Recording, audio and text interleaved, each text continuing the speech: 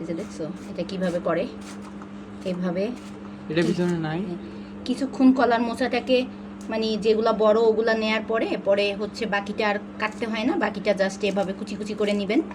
এই যে এটা দেখতে পাচ্ছেন, এটা এইভাবে এই যে দেখেন এভাবে নেবেন, নিয়ে জাস্ট হচ্ছে এভাবে কাটবেন। মানে অনেকে আছে সব ফেলে দেয়, সব ফেলে দেওয়ার কোনো মানে নাই। যতটুকু ফেলে দেওয়ার অতটুকু ফেলে দিবেন, যতটুকু ফেলার দরকার নাই ফেলবেন না।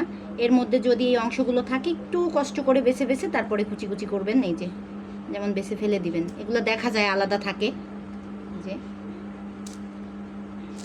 দেখেন এটার মধ্যে আর নাই, এই যে দুই একটা যা আছে।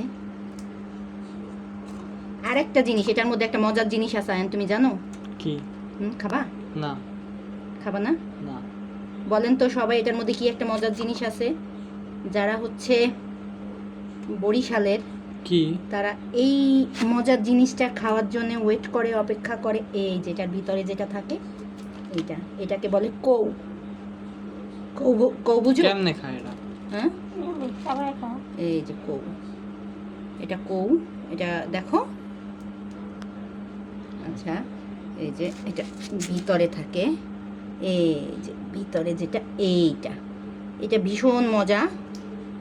এটা এই যেটা খেতে ভীষণ মজা, এটা আমরা খালি খেয়ে ফেলি একদম কচকচ করে চাবাইয়া, বুঝতে পারছো?